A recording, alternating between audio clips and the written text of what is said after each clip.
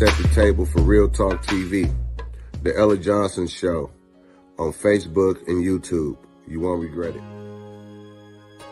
I'm so excited that you've taken time out to tune in to The Ella Johnson Show. I hope that you enjoy the broadcast. I hope you'll laugh. I hope you'll cry. But I hope that you'll be moved by what you hear. Well, my guests are very special to me, and so are you. So I want you to sit back, enjoy the show, and we'll see you at the end of the broadcast.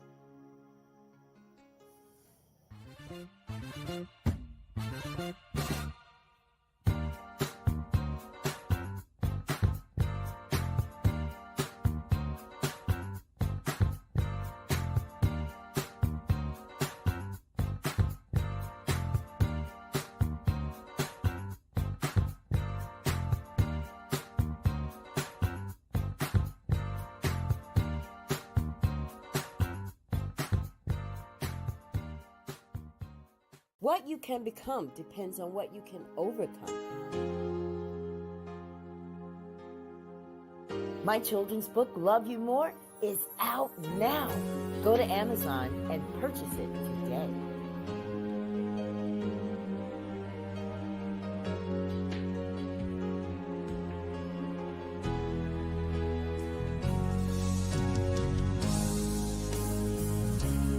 And now it's time for the Ella Johnson Show, where we set the table for real talk conversation. Stay tuned.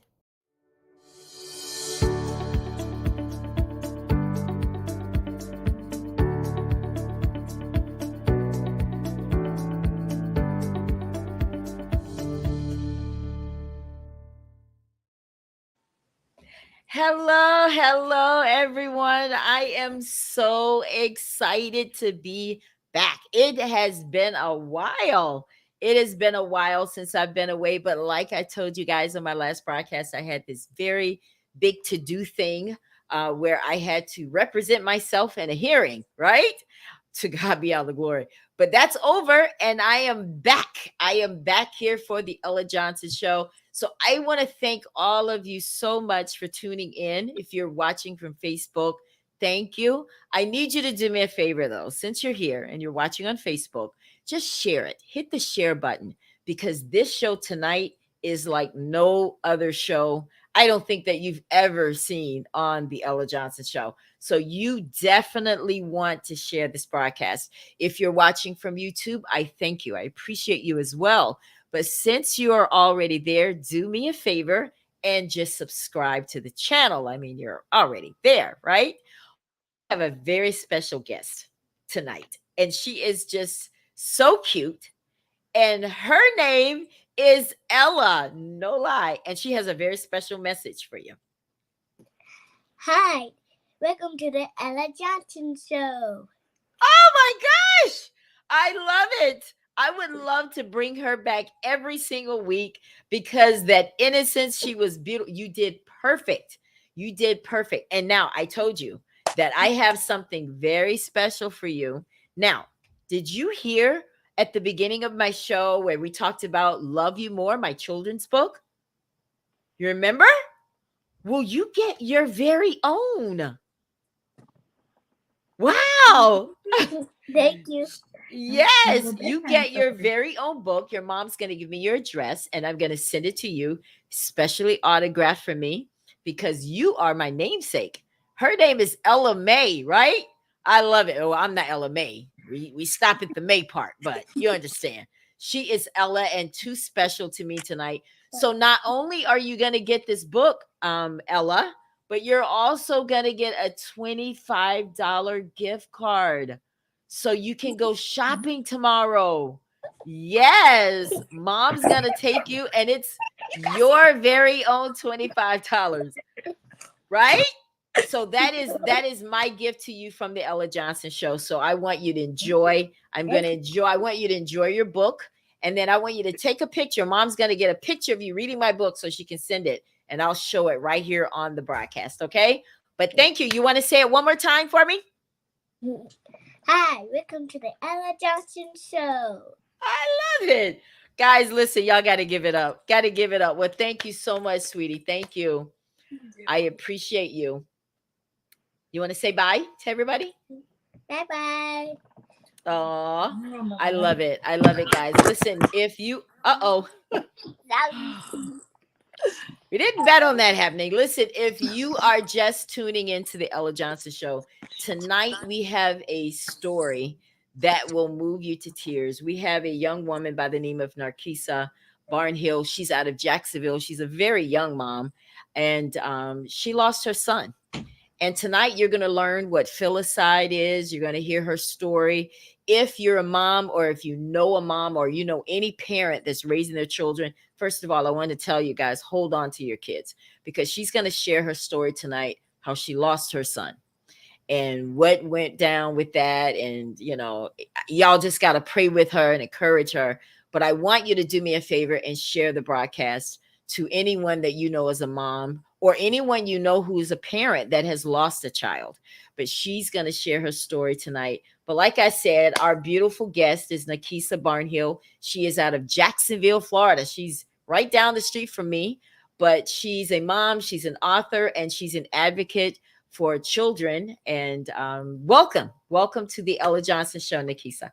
Thank you. Listen, I told her, because she was 15 when she got pregnant, and I was like, she doesn't look much older than that, but she has such a beautiful personality. But she is the author. Her 2 books, guys.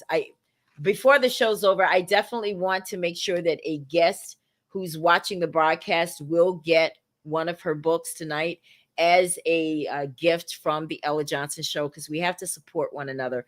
But the titles of her books are The Act of Filicide, the Amari Barnhill story. That's the first one. And then Heaven Didn't Wait, Grieving, Surviving, and Healing Past the Loss of a Child. So she is here tonight, and she's going to tell her story. Say hello to my guest, Narkisa. Hi. Yeah. I told her before we started the broadcast and we were sitting in the studio that, she has such a beautiful personality for someone who has been through so much. And but she just wants to help people, and she wanted to tell her story. And I want to give a shout out to Tommy. Tommy, y'all know Tommy has been on my show time and time again, but he also introduced us. And Tommy's always bringing me good guests and people that have a survivor story. So like I said, if you're just tuning into the Ella Johnson Show tonight, we're going to hear Narkisa's story. She's going to talk to us about her son and everything. And she said that, we could talk about everything. So before we get started, I want you guys to get a picture. We have to look at him first, and then she's going to tell us about her baby. But these are just photos of Amari. I want you guys to look at him. He's such a cute young man. This is a photo of him.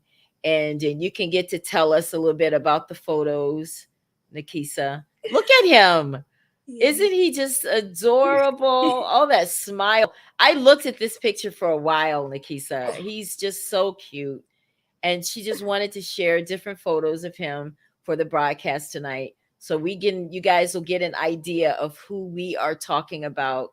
But he was 2 years old, and he was killed by his father. You guys are going to learn what filicide is. That's just when a parent kills their own child, and she's an advocate for filicide awareness. So this is the story that we're talking about tonight. His father is sentenced to 25 years in prison in the toddler's death, which is his own son. So tell us about Amari, Narkisa. Amari was, and I hate saying was, but he was an incredible toddler. I don't know any 35-month-old boy like him. And I say that with such pride. He was always trying to open doors for me because I was pregnant during the latter parts right before his death. And then when she was born, he even tried to breastfeed his sister for me because he knew I was so tired. I forgot to send you that one, but Ella told me not to ever share that one. So yeah. She's her own little personality, but she was looking a little bit crazy in that picture. Her hair was standing up and everything, and her face. She was very upset that her brother did not have the right equipment to breastfeed her. Oh, so they got to know each other a little bit before he passed. Wow. Yes. Wow. Now, was it a normal delivery and everything was normal with him being born? Everything? Um, Pretty much. I went into labor 2 weeks early though due to stress, because that was literally when it was confirmed that his father had a little girl coming behind him that would be 3 months younger than him. Besides that, everything was fine and quick. Yeah. So he was born, and tell us about when you brought him from home from the hospital. um, it was oh my goodness. I was at a loss for words. I was 15. I was a student at Stanton College Preparatory School. At the time, we were number 4 in the nation. And it literally happened. That was the first week of, actually, I think the first day of our break for Christmas that I actually went into labor. And then having him and getting used to the workload for school as well as my job and him, it was definitely a dynamic that I had to juggle. And At I got 15, did you yeah, have I help? got in the hang of it pretty quickly. Oh, wow. Well, you know what they always say, you'll figure it out when you have to, right? Exactly. Wow. So at this point, were you once you mentioned that his dad had a child already. So did that break up your relationship at that point? It wasn't already. His little girl was born 3 months after my son. She was born. He was born in December of 2015. The little girl was born in March of 2016. So yeah, Amari's the oldest. He has 3 sisters, the youngest of which is my daughter, the one that you just saw, Ella, and then the 2 sisters who were actually present during his murder, that are from the woman who was also present during his murder. Oh, wow. Yeah. So now you have a strain on the relationship. Did you guys move out of the house together, or were you living I was living together with him at the time. I was Okay. in high school. He was 2 years older. My mama wouldn't let that happen. So and what yeah, was she there? didn't like him anyway, to be honest. Why didn't she like him? Because moms usually have this good instinct. What did mom say about him? He was a neighborhood bad boy. He was in and out of jail for smaller offenses, drug offenses, in alternative schools, just the whole ordeal. And my mom didn't really want me dating anyway, so I was being disobedient, going after him and being around him anyway. So yeah, she is a pastor, so I was, trying to sneak and do certain things. When you're going to prison ministry, oh, I'm going to be with my so-called boyfriend. Listen, I've been there. I've done so much that my mom will probably never know. Okay, so we do it because we feel like we're in love. Now, while you guys were dating, if you will, did you notice anything different about him that you were like, you know what, I know my mom's right, but I gotta get it anyway? Did you see something? Yes. Okay, so he actually gave me my first my first STI, and that was a whole thing. And that was shortly before I then went back to the doctor, and then they told me I was pregnant with Amari, even though I was like 6 months. And I kind of already knew. Now, tell us what is the STI that he gave you? He gave me gonorrhea. So, I know that, and I like the fact that you're very transparent, because there are people that are embarrassed by stuff like this and they don't do anything about it. Literally. Yeah, I know that's why I love you. You and I right there. But how did that make you feel when you went and found that he had given you gonorrhea? Disgusting. And he made me feel more disgusting because he literally blamed it on the person who actually took my virginity. Which he knew that was a very soft spot for me because he knew he had my mental virginity. And so that really hurt and sucked. So like, even when I'm reflecting, it kind of makes me hard swallow when I think that my mental virginity was taken, and I gave my virginity was taken, and my mental virginity was literally given to the murderer of my child. So yeah, I don't really have the whole glamour virginity story. And so that's why I'm the fierce mother I am to my daughter now. Well, you know what? To be honest with you, Nikisa, none of the virginity stories are glamorous. I mean, we're not going to talk about mine. None of them are pie in the sky fireworks like they tell us. Okay. So Amen to you didn't that. miss, right? So, but anyway, so now that you guys are, in this strained relationship, where did, when Amari was born, what was the arrangement on how he would see him? Um, it was basically whenever he would walk 2 blocks to my house and knock on the door or text me, but he only pretty much did that when he was able to have sex with me. And So his you were still girlfriend did having, not like that, but I was young and dumb and still sort of loved him and wanted to kind of make my family work. So it was like, okay, I'm still gonna do it. well, there's no judgment here, sweetie. That's one thing about the Ella Johnson show, no judgment. Because I guarantee you're not going to tell me anything I haven't done. Okay, let's just put that out there first. But so you were still having sex with him, and he was with it, but he was still in a relationship with this girl. Yes. So whenever he would come over to see the baby, you guys would have sex. Yes. But you weren't together though. You were just having sex. Okay. Yeah. So was there ever a time where he said, listen, I want to take Amari away from the house on my own? How did that work? Yeah. But it really was rare. And he was basically only talking about it in the beginning because Amari was breastfed and with my schedule for school and everything. But then after, there was an incident where my sister actually called DCF on me, and that was a whole family drama.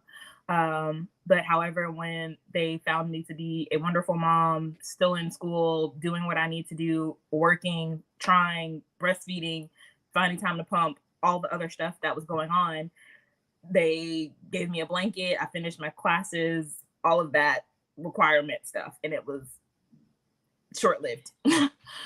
So let's go back to that, because you said a mouthful there. Your sister called DCF on you. What was the allegation? Saying that we were co-sleeping. I was not leaving him in the appropriate clothing. I was not leaving enough breast milk for him throughout the day. Shoot, that was so many years ago. Those are the 3 things that I remember. But it was like 5 things.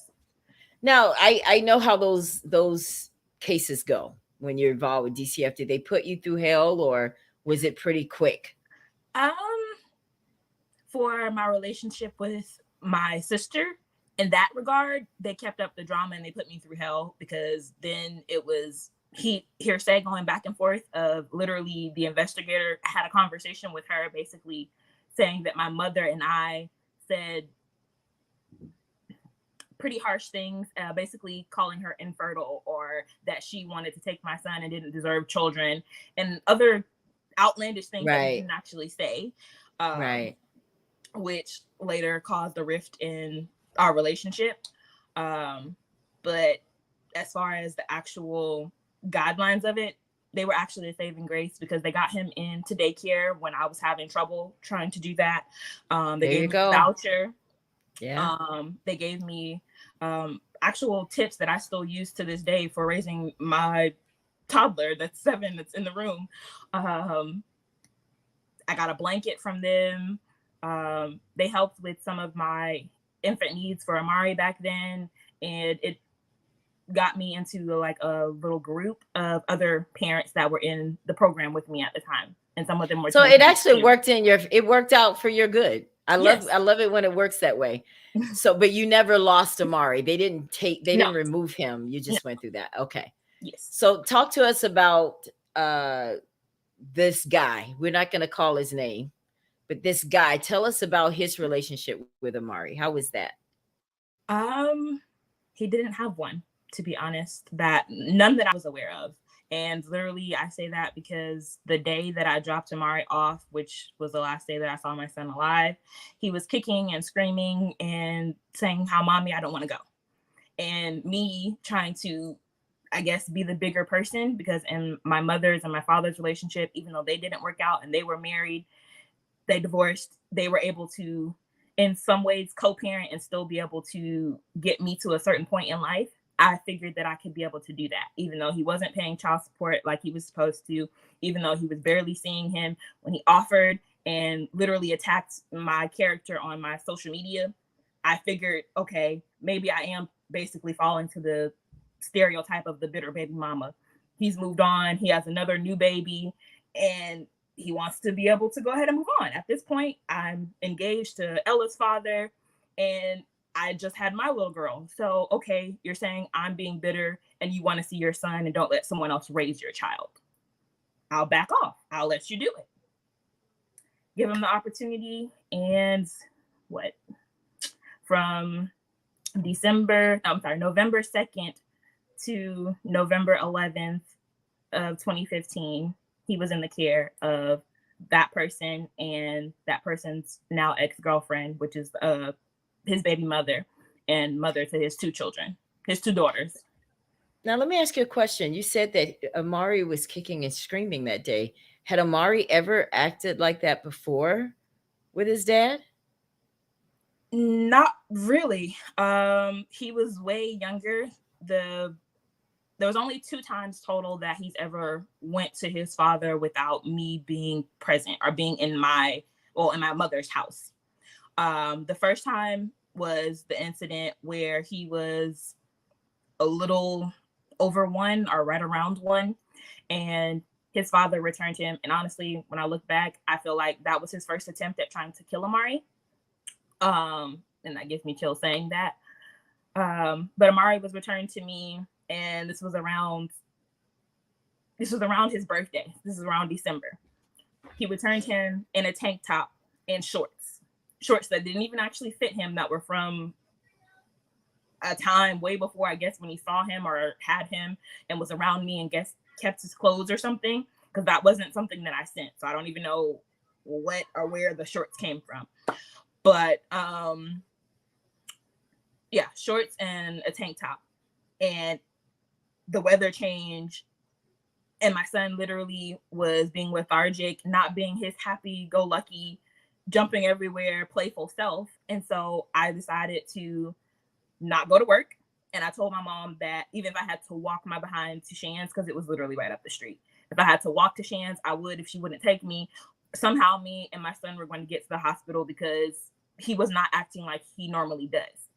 And they told me, had I not brought him in that night and I went to work, he probably would have died in his sleep because he had pneumonia. We stayed in the hospital for a week and a half. I called his dad that day when we got there, when they told us that he had pneumonia and everything, trying to talk to him and explain everything. And he's like, well, I hope you know I'm not coming up there. I'll call you call me if and when he gets out. And that was the last time I heard from him until I reached out to him after we got out the hospital. So he didn't visit him? Did he? No. He didn't visit him in the hospital or anything? No, nor did any of his family. Wow. So he gets out of the hospital, and then at that point did you say, you know what, I'm not letting him go back to his dad? I mean, what were you thinking at that point? But it didn't really even require that, because he didn't really act at that point anymore. He was fine with coming over to see him.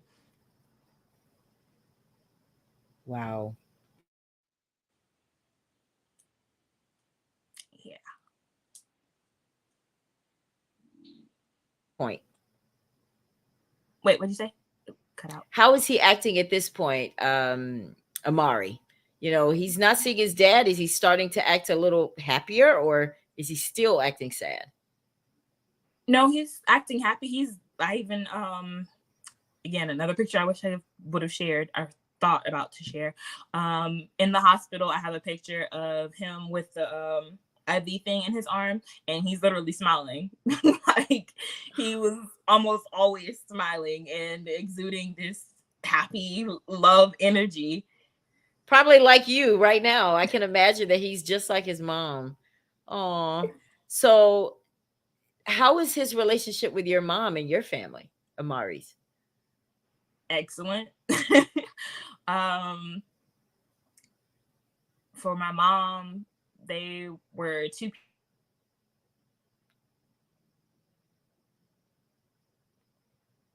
Oh no. Sorry about that. There we I are. have do That's not okay. disturb on, but someone's calling me. That's okay. No. Close the door. Their relationship is phenomenal.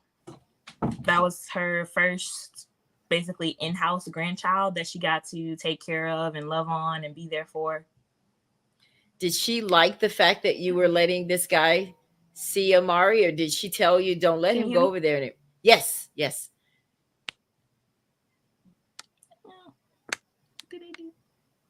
I can hear you. Everything is still good. I can't hear you. You can't hear me? Oh no. I'm not sure why. Okay, you're muted now. Okay. Can you hear me now? I think that call messed me up. Those calls do. Don't worry. I can hear you though, but you can't hear me. You know what? Do me a favor. Just get off and come back in if you have to. I'll wait for you. So, guys, listen, if you are just tuned into the Ella Johnson Show, you see we're having a few little technical difficulty right there, but she's going to come back to the Ella Johnson Show. But if you're just tuning in, we're talking to Nakisa Barnhill. She is a Jacksonville mother, and her 2-year-old son, Amari, was killed by his dad. And this is filicide awareness that's coming up. And Nakisa she's an advocate for that. She's a mom, she's an author, and she's here to share her story on the Ella Johnson Show. She wanted to come on and talk about it because you never know, someone may be experiencing something very similar. So if you're a parent out there, this is definitely a show that you want to tune into. And I promised you she'd be back, and she's back. Now, can you hear me? Yes, I'm sorry. All right, that's okay. That's okay. It happened. So where we are now is Mom. How did Mom feel about you allowing him to be with that guy?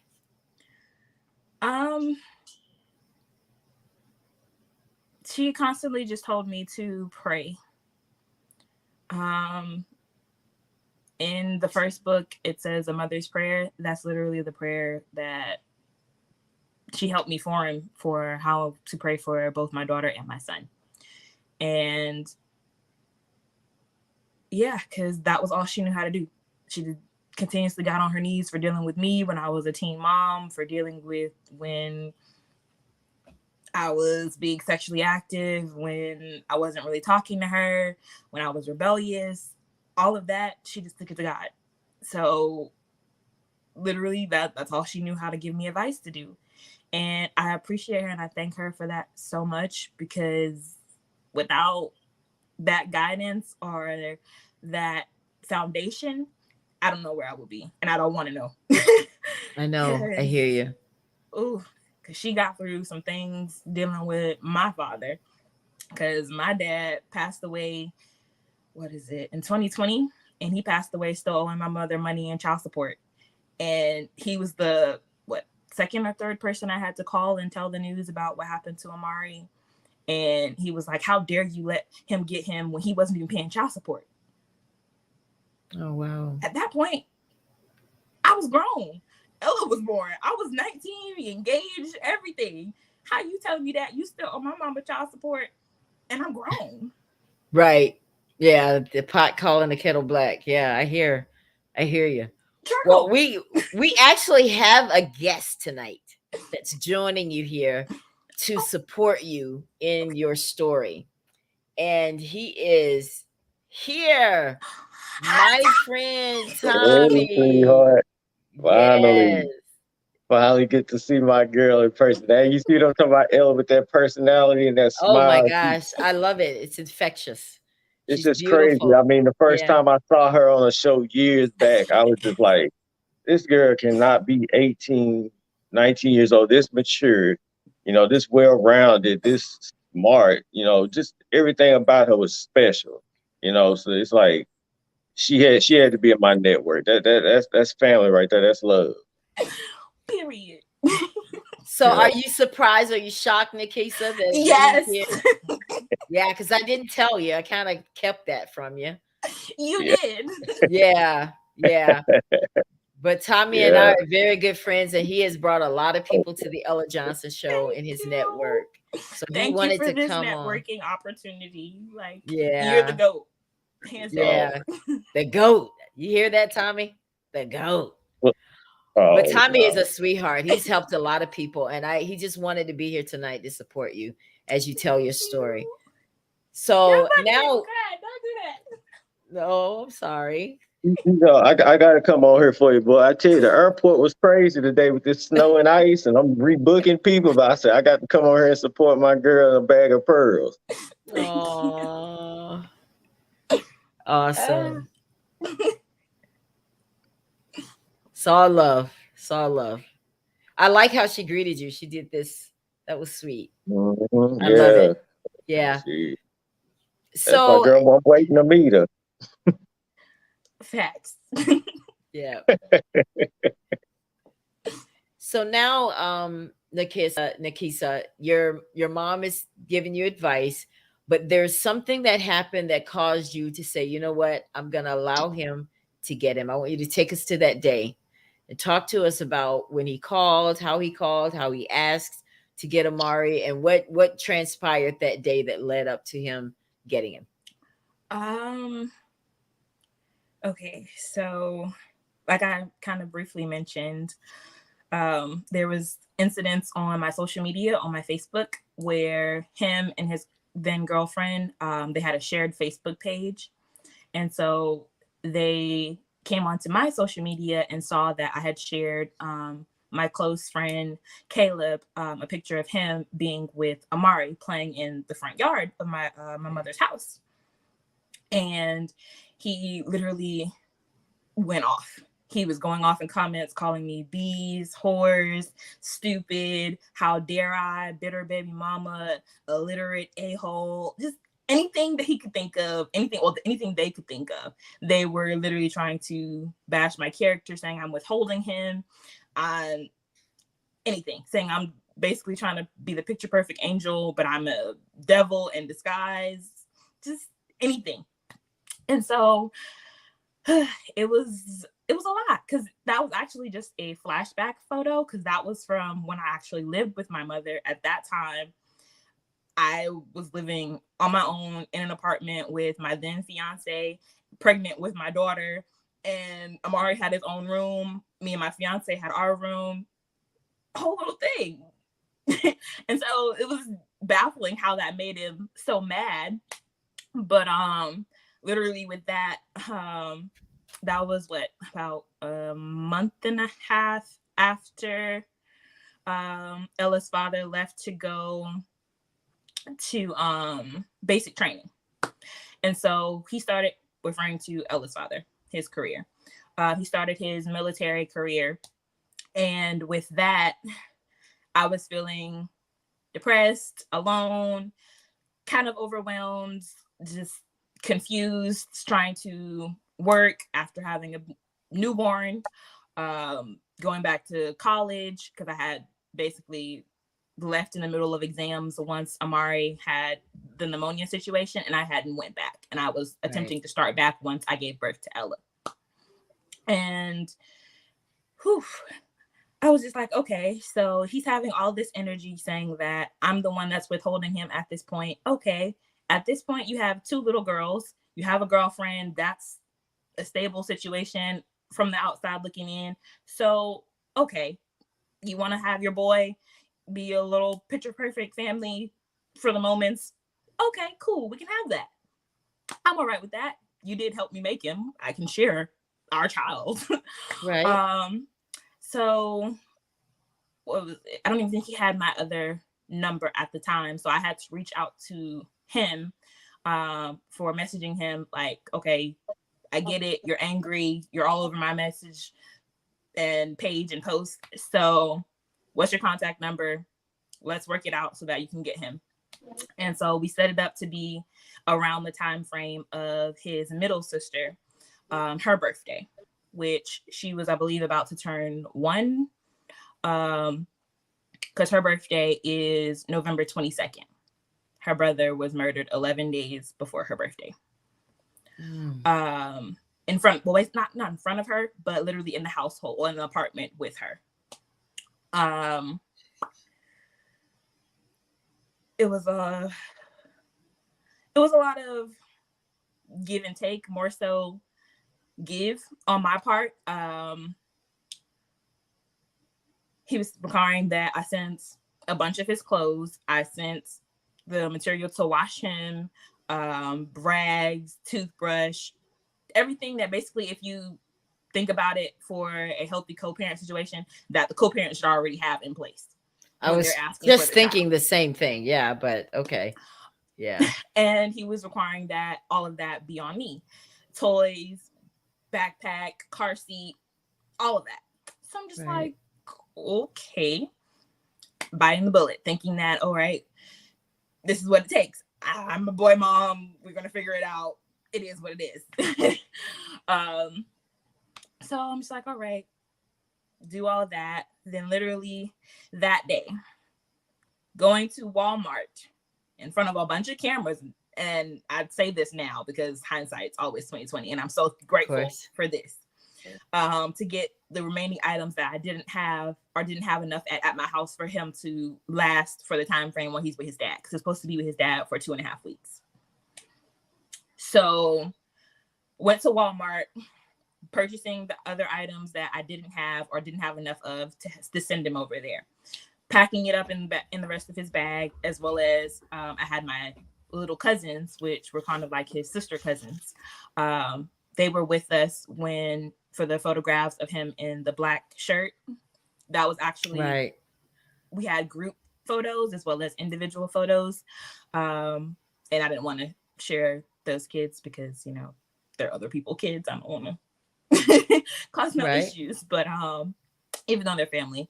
But yeah, those little girls who were basically like his sister cousins, because Amari's dad was so in and out of his life. He's called my uncles his dads at points in his life because those little girls call their father dad.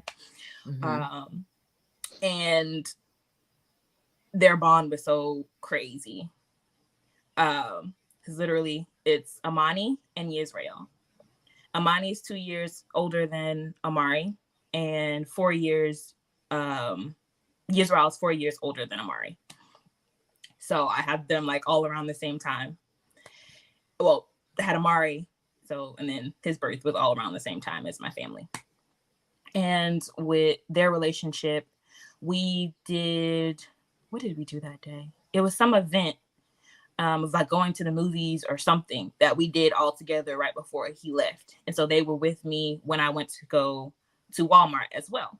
And then we exchanged Yisrael and Amani, and they went back to their mom. And I went ahead, and that's when I drove over to take Amari to his father. And I dropped Amari off at his paternal grandmother's home, which is where I thought my son was during this visit. However, I come to find out that he was at his father's then girlfriend's apartment on the west side of Jacksonville. And that was a whole slap in the face, confusion, like make it make sense. And it still don't make sense to this day, but at what point did you find that out though? The news.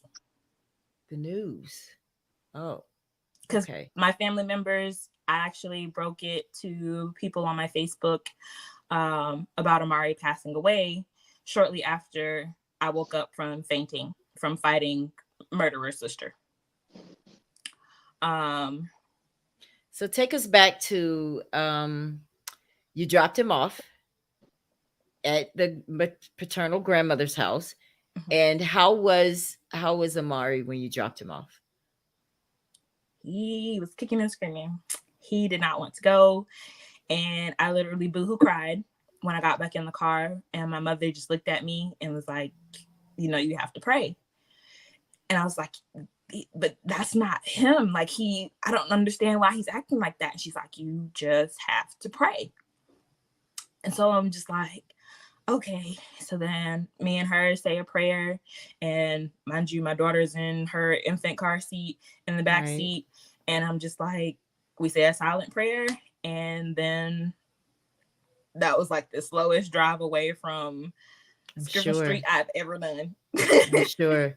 Did you call and check on him later on that day to see if he was doing better? So during this time, he did not ever let me speak to him. And he only sent me one picture of him. And he was literally sitting on the couch with his sister that's 3 months younger than him, and then the little sister that was celebrating her birthday in a couple of days. And that was the very last picture. When I kept asking for pictures to talk to him, it was no. And then various reasons. Oh, he's asleep. Oh, he's doing this. Oh, he's doing that. And I can literally hear his 2 little girls in the background during this entire time. And it's like, so did he get punished? Why is he in bed at 6 o'clock? What's going on? It was never really adding up. And in those moments, I knew I would never really send him back. And I even was posting about this on my social media, of course, with my friends, not publicly, because I knew they were watching my page. But I was really sharing how something doesn't feel right. I can't sleep. It's not adding up. And even though I'm speaking that things are better, or that I'm happy that he's finally spending time with his dad, my spirit won't rest. I cannot find peace. Like there's something gnawing at my soul telling me, prepare. And during my entire pregnancy with Ella,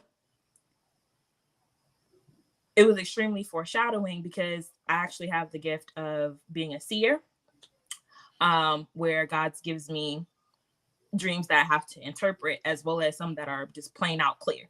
Like for my books, I created the entire format, everything, words, pictures, the formatting of it, one book being black, the other one being white. All of it was given to me in dreams, in detail, and with the meaning for why each thing is that specific way. Right. And so during my pregnancy with Ella, I kept having a dream over and over that Amari was being killed. And I thought it was just some trick of the enemy, or just something spiritually that I was dealing with. And it was like, basically, is my body telling me I'm going to sacrifice one kid for the other? Like, I'm doing extreme commentary in my head, trying to make it make sense to myself at the time. Right. And it's constantly repeating him dying, no matter what I do, no matter what I say, no matter how it works out. Even in some of them, I died trying to, and then like for some way, reason, rhyme, whatever, I kept coming back alive to see him die. And it was so disturbing, because it was in an apartment complex. And I was trying to make it out or understand, because it's like, I know it's not my house. I know, the house that I grew up in, I know it's not my apartment, because I know what that looks like. I can recognize that off of anything. And it was just, I never could explain the location. And I was constantly trying to explain this to Ella's dad. And he was like, don't worry about it. You're overthinking. Like, it's nothing. It's going to pass, whatnot. And literally. So as you're going through these thoughts, did you call back? Did you call back and say, look, something's off? I mean. Not really calling. It was more so texting. Texting? Yeah, okay. I'm a texter. And what were they telling you? They were telling you he's fine, or? Yeah and no, because okay, so in moments it was where, because like I said, we would have sex with each other for when he would be around Amari. So there were text messages about that as well, of like saying, oh, do you wish Ella was mine? What if our family had gotten back together? Is there a chance that we can still be together? Those type of things. Right. And then when I would ask too much about Amari, then I would get text messages of saying, oh, that's why you a dumbass bitch. I'm sorry. That's why you're bleep, bleep, bleep. It's me the whole time. And the me was supposed to be the girlfriend who's like, this is her apartment that all of this is happening in. So it would be like, okay, you were fine having conversation about sex, but as soon as I'm asking about where's my son, can I talk to him? Can I get pictures? Oh, it's you. And you're going off. Oh, wow. Yeah. So when did the next thing you heard was you heard that he was passed. How did you hear that information? I didn't hear he passed away. So that day, and mind you, November 11th is a Wednesday. Well, November 11th, 2015 was a Wednesday. That's my day off of work. Tuesday, I went to work that morning. That night, me and his father going into Wednesday morning were on the phone talking about our lives now. I agreed to take this man off of child support, saying it's like he was going to basically be consistent with taking care of Amari. The whole time I didn't recognize or acknowledge or accept that he was referring to Amari in past tense. Oh, wow. He was, like I said, making excuses for why I didn't hear Amari, but I heard his little girls saying that he was asleep. Then literally I asked him, well, how has he been? Because I know like he can have a temper, which just like his dad. And when he has his little temper, you could really not tell that little boy nothing. Like he gonna be in the corner mad, so he wanna come talk and play with everybody again. And so I asked him basically like, how's disciplining him going? And he was like, that little boy's strong. That little boy got a strong will. And I just let that go over my head. Like, okay, I know his name means strength in African and eternally got from God in Hebrew. My sister named him that for a reason. Like God gave that to her. Right. So I'm just like, okay, that was weird, but okay. So still, like, can I get a picture of him sleep? Something? Can I know what's going on with my baby? No, it's all right. Then he, at the end of that conversation, asked if he could see Amari or extend the visit for Amari being there to go all the way to the 22nd. And I'm just like, no, you have 2 weeks with him like we originally agreed. That's it. That's all. I'm going to need him back home. I miss him. I need to see my son. I understand he's your son too, but he's used to me and I'm used to him. And he also has an infant newborn sister and they're doing their coping thing. I need time with my child. Like, right. Understandably. I want him back. I miss him. Right.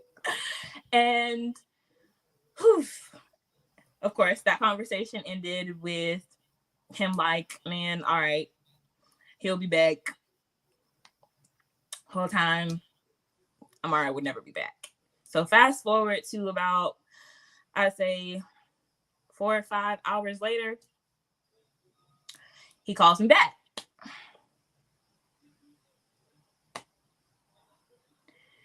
He calls me back and he asked me, basically trying to have a chill conversation at first, what I'm doing. And he's like, oh, I need to tell you something. And I was like, okay, what's going on? You need to go to the hospital. What you mean? Amari was fine last night. What do you mean I need to go to the hospital? You need to go to the hospital. What hospital? What are you saying? What's going on? Where's Amari? Just kept repeating, you need to go to the hospital. And so I'm just like, okay. He tells me what hospital, Wolfson Children's Hospital. I'm trying to milk more information out of him. He just keeps repeating, go to the hospital. And I hear his girlfriend in the background like, B, get off the phone with him. He told you to go to the hospital, go check on your kid. I'm trying to ignore her get more information out of him. What's going Right. on? What happened? Tell me what, so I know when I get there what's going on. And why are you here talking to me as if you're not at the hospital with him, or you're not going to the hospital? What's going on? Tell me information. So all of that's transpiring. I'm just like, okay, I know the hospital. At this point, I'm getting dressed. He finally tells me a lie of information of saying my mother and my sister had him. A sister is the main sister who actually had a relationship with my son, who I believe right now to this day, I don't know, I don't check her social media, but I'm pretty sure her social media is literally my son's picture, the one that she took at my apartment of him when she came to visit him one time, Right. in front of the refrigerator. And she actually was a great auntie. So I'm just like, okay, so you said that Amari was not with you, but in their care. So how do you know of this information, and why wasn't I contacted first of being able to tell me what to do or where to go or who to see and whatnot? He's like, man, that's not important. You just need to take your ass to the hospital. I'm just like, oh, okay. At this point, I hang up. I run to the front, and this is at this point I'm living with my grandmother, so she can help me take care of Ella and with Amari, because my then fiance was in basic training and everything.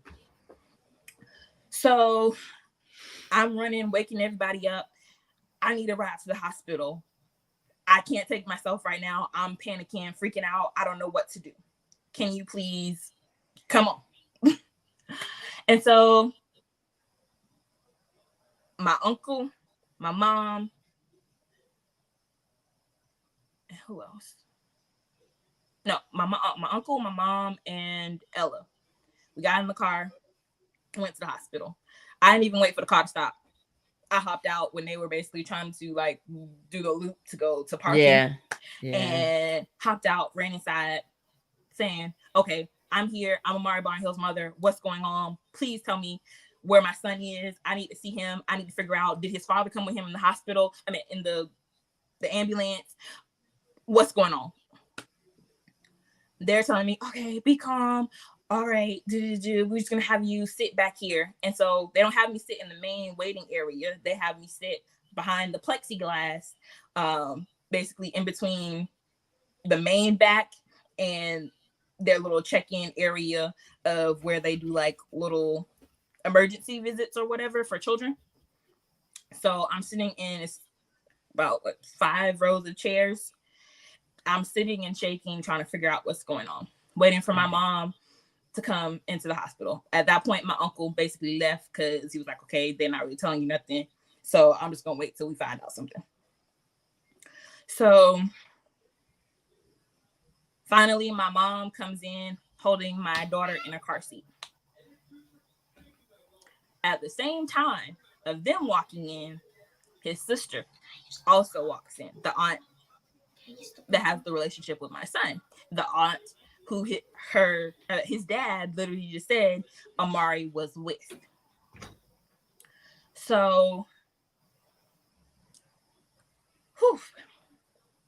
they walk in at the same time. I look at her like, what's going on? What happened? I need to know. And she's like, so at this point, my mind is just everywhere. I'm just like, okay, so you're not in the back with my son. I don't think your brother's in the back with my son. Is an adult with my child. I'm harassing the nurses and everyone at this point, confused, not knowing what to do, just trying to get information. And I'm like, I somewhat know my rights, and I know that a toddler should not be somewhere without their legal guardian. Even though I'm also technically a minor, that's my kid. I pushed him out my vagina. I need to know where he at, and or my mama need to be back there because that's his grandmother, and she's more than of age.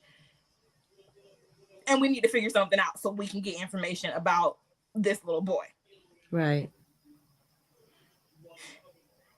Sitting there for what felt like an eternity. It was literally like an hour and a half, 2 hours.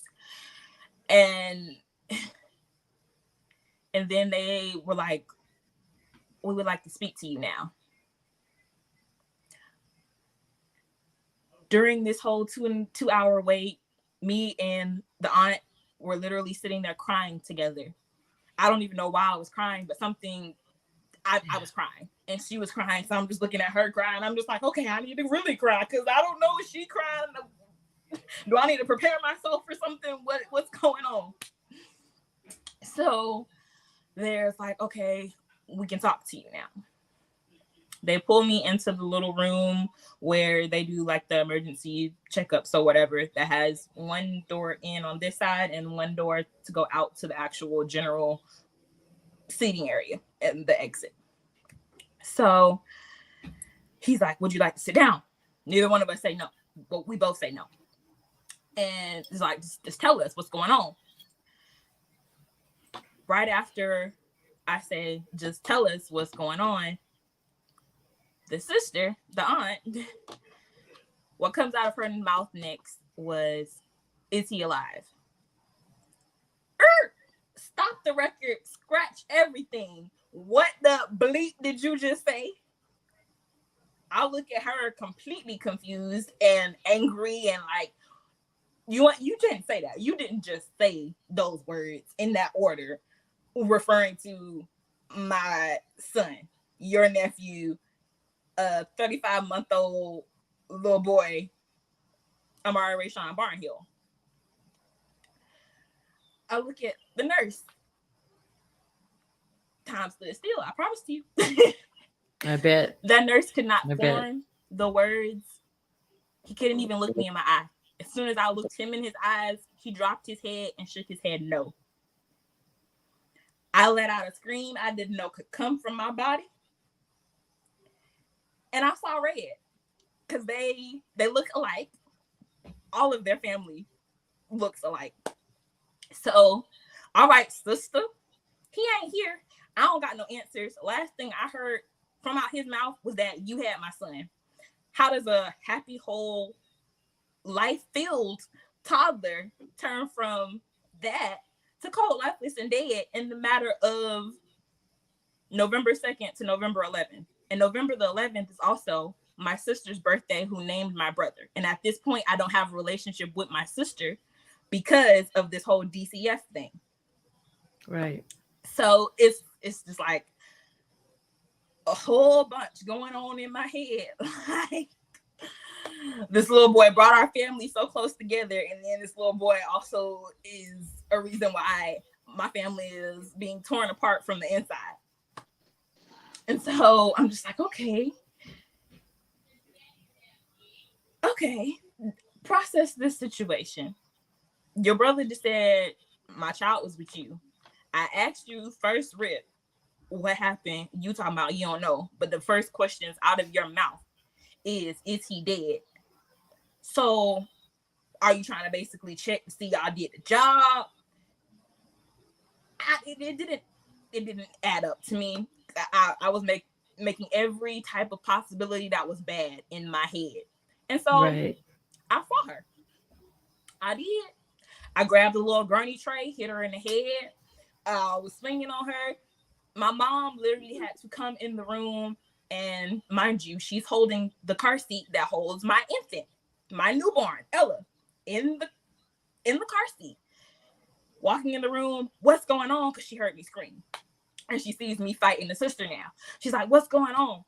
And I'm just like, okay. I'm not even saying nothing, processing nothing. I just see her. I see red. And I'm still going in. So she tries to basically use herself as the stopper, or to make me realize and come back. Right. Like, okay, chill, explain, say something, become a human again. So she tries to get in between us. And at this point, Ella's car seat is moving and shaking with her, because she's moving and shaking, trying to defend blows, move people, just anything. And so that makes me more mad. So then I push her and I go back at the sister, and I'm just like, it just was what it was. Right. And So then finally she's able to break us up, as well as a security guard came in and took the sister and had her in the corner. And I was like, I just screamed out, Amari's dead. And so that's also the moment where the security guard lifted up the sister and was taking her out. And so when I turn around, because they're like, all right, we need to take you into a different area. As soon as I turn around, everything went black. So I think. wow, you fainted. Yeah.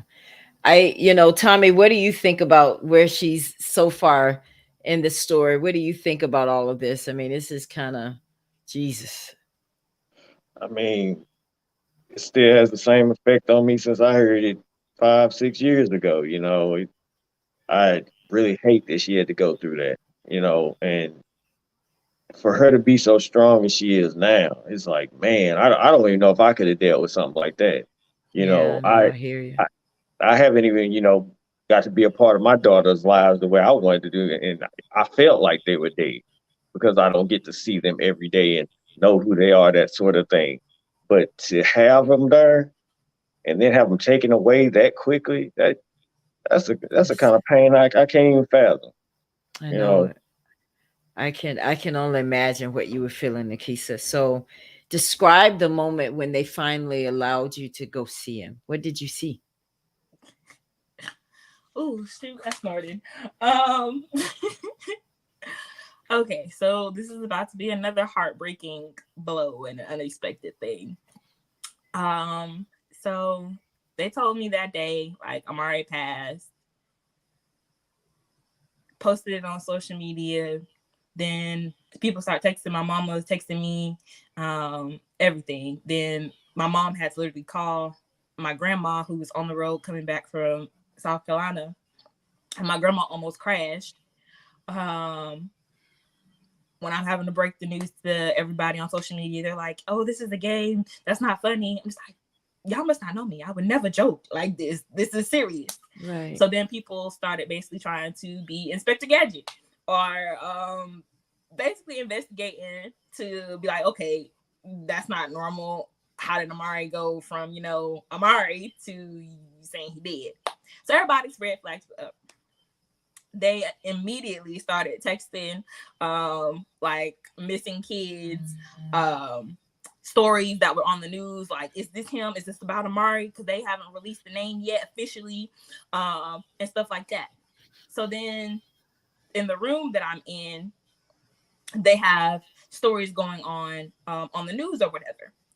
So my cousin sent me the link first, and I was like, no, that can't be him. Like, that's not him. And it just kept playing over and over. Toddler found dead in Hollybrook Apartments. Foul play suspected. And I'm just like, no. Last thing I knew, he was with his paternal grandmother and his paternal aunt. I'm telling everybody in my family, no, that's not my son. No, that's not him. This is not adding up. Right. I'm still under the assumption he's at his father's mother's house. And boy, was I wrong. He was at Hollybrook Apartments, apartment 65, at her then apartment without my knowledge. And it was confusing to me because they had their own domestic violence situation for that. He wasn't even supposed to be near her, let alone living in the apartment with her, and having my son over there living in the apartment with them. Oh, wow. Wow. So they take me from the hospital to, referring to my family, they take me from the hospital to the to downtown jail. And so I meet the detective that's on Amari's case. Wonderful, beautiful white woman who completely went to bat for my son like no other. I am eternally grateful for Jessica Schaus. She was the amazing lead detective on my son's case and everything. And she let us know Amari did not die peacefully, even though he looked like he transferred peacefully. It looked like he was sleeping, but he had a big gash in his head. Oh, And my family members, especially the male family members, it was my mother's brother, who was the one who was allowed back with us. So it was his sister cousins, my two girl cousins that were with me the day that I dropped him off. Ella in her car seat. My mother's brother's wife at the time, they're divorced now. My mother's brother, my mother, and myself, and the detective in this room discussing it. And my uncle did not want to believe that it was foul play or something. He wanted to have hope and believe that it was like an accident, or right. oh, he went away and got a hold of bleach or something of the sort, where it was kind of where he did something. And so when we were told that it was physical abuse involved and that he did not go peacefully, that was a very heart-wrenching blow. And so I literally took to my social media and I put, how dare you ask to be a father and you literally kill our son? You're a killer, nothing more and nothing less. And I'm going to seek justice for all involved. And that's literally the day that I came up with the hashtag that is now my tattoo and my lifestyle of justice for Amari Barnhill. And yeah, that's basically how I kind of got notorious on Facebook for a while. I had over 5,000 friend requests for a good. I bet. I still kind of even have them now, but I'm good at avoiding people and deleting, so it works. So Nakisa, take us back to that moment when you actually went in. Did they allow you to come in and see him? No, during this whole time, I have not seen Amari's body. Oh, they're just telling me my child's dead, and I'm having to accept people's words. And so it was literally 10 days from the day of finding out that he was murdered to being actually able to physically see his body. And what did you see? He was being prepared for the viewing. Oh, so you didn't see him in the state that he was in. You wait. They cleaned him up before you got to see him, pretty much. Yes and no. And it wasn't by choice. My family, due to my age, which is kind of the thing that I kind of hold on to, as well as my family is very much so older. My mother is 62. My father as well, before he passed. All of them are well up in age. And so they were basically like, you aren't able to handle this. We're going to shield you, even though you don't want to be shielded. So they literally carried me out of the room, because that was either 2 days after we found out about his death. Yeah, it was about 2 or 3. When the mortuary, the morgue was getting ready to turn the body over to the mortuary. And so they were going to go ahead and, like identify the body and everything. And so my uncle literally picked me and the chair up, since I would not leave out the room, and took me out so that my mother was the one that did that. My mother and I believe my father was already in town at that point. So those two were the ones who identified him. So what did your mom tell you about what she saw? She didn't. None of them spoke about it. I know I read the article on this, and your story, I haven't slept, honestly, because of this story. It did something different to me. And then when I met Ella tonight, I was just like, I have to be in her life, in your life. I have to be. It's just, there's certain people through this show that I will forever be connected to. But your story, it's just something about this story. But one of the things that I saw was they said that he had severe bruising and lacerations on his buttocks, that he had severe bruising on the front and back legs.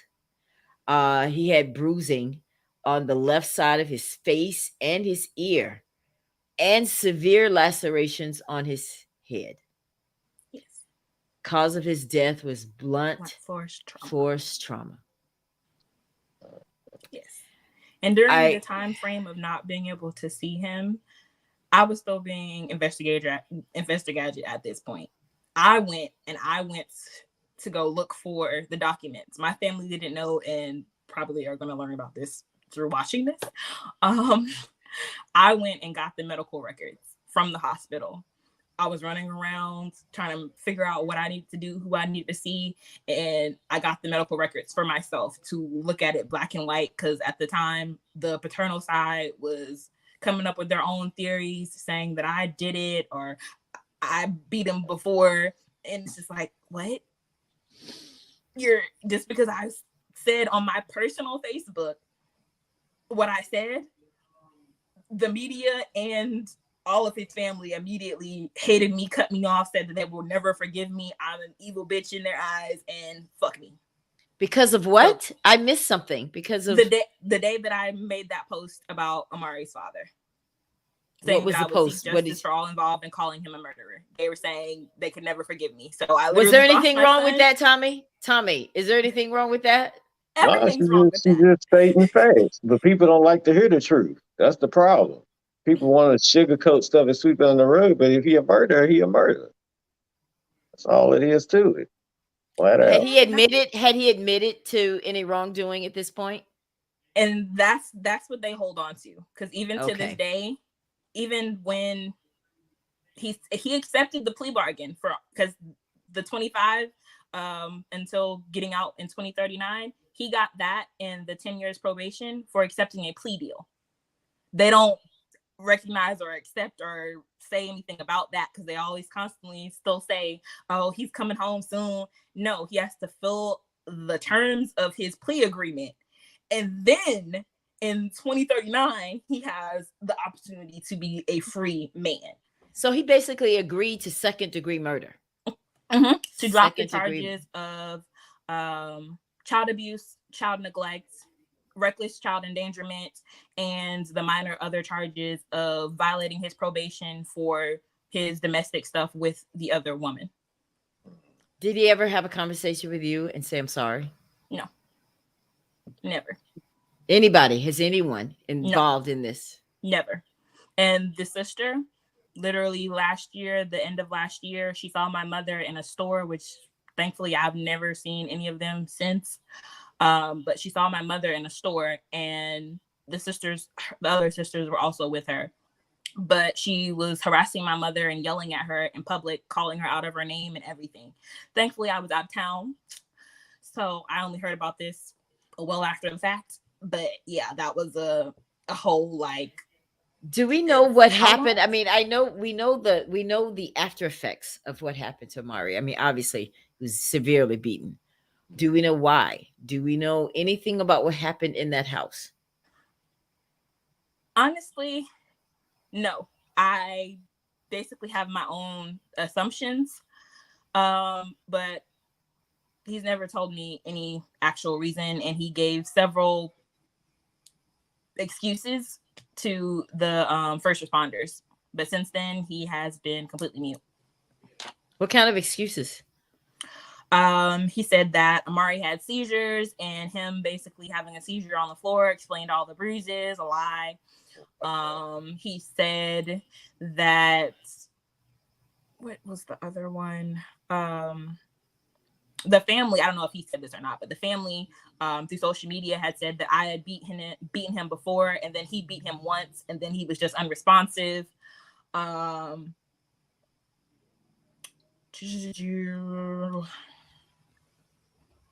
Now, how is it that the girlfriend got away with? I mean, she was there. Wasn't she not an accessory or something?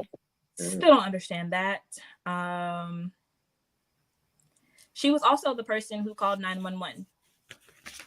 Among the videos that you've seen, I'm pretty sure I still have that one public. But yeah, the 911 call is her calling for my son. She literally says his middle name wrong. She says he might be 2. I don't know. She said it was her godson. She said that she put my son in the tub and she left him. And when she came back, he was unresponsive. In the voice recording, it literally sounds like she's just simply agitated. no more, no less. It's not like it's of any importance for them to get there. She's just agitated at the fact of having to call them. Well, I want the viewers to watch this short video that I found on Facebook. And yeah, let's watch this video that was made here.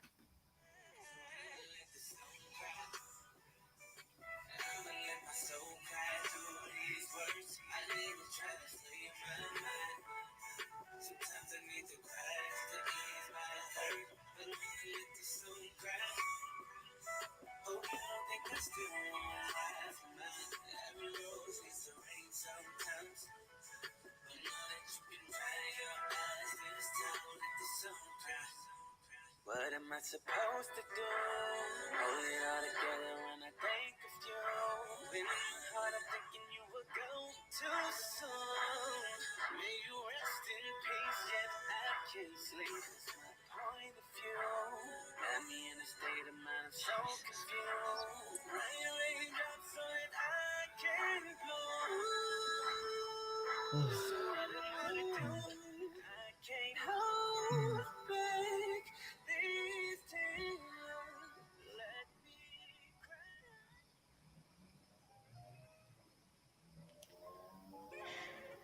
November 11th, 2015.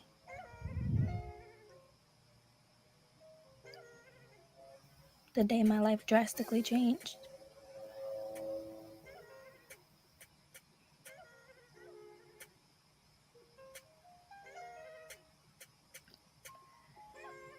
Now I stand as an activist for filicide awareness.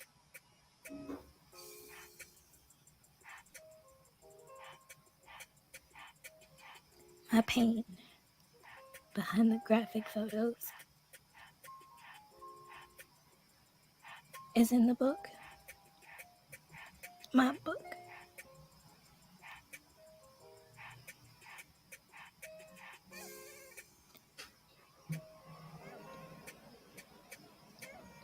Hopes of sharing this story.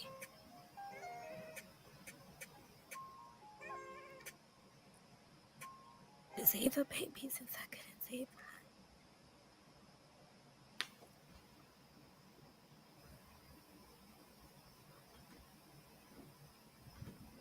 Wow. How does that feel watching that back?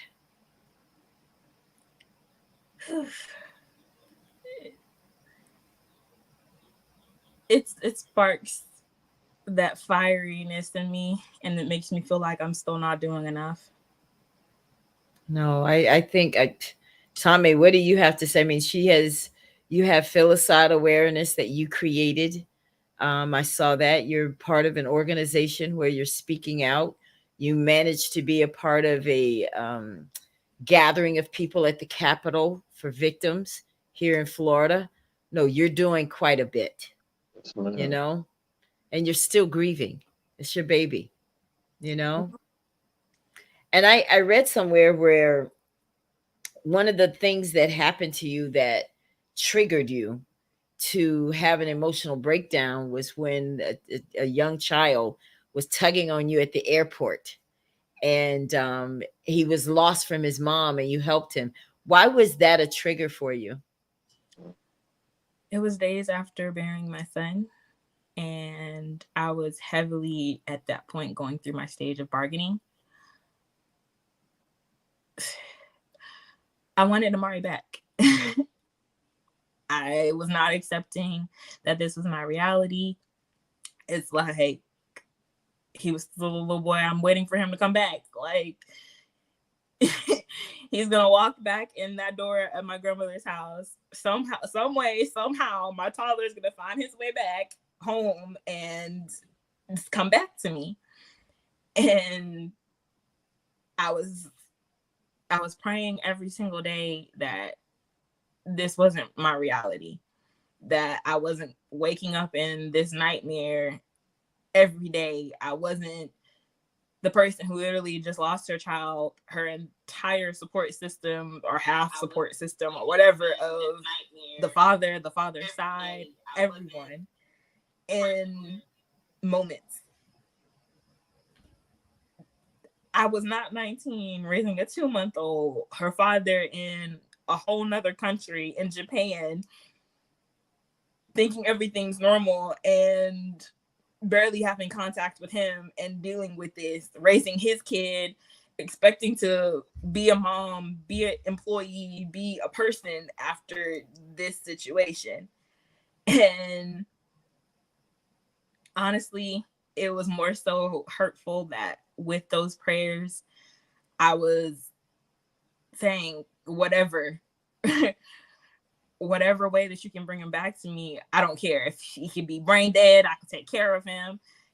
Putting more burdens and stuff on myself and not really knowing or believing what I'm asking for or saying, but literally saying it because I felt like having a piece of him would be better than the complete absence of him with no real explanation, just his presence completely going out of my life when he literally taught me how to be a mother.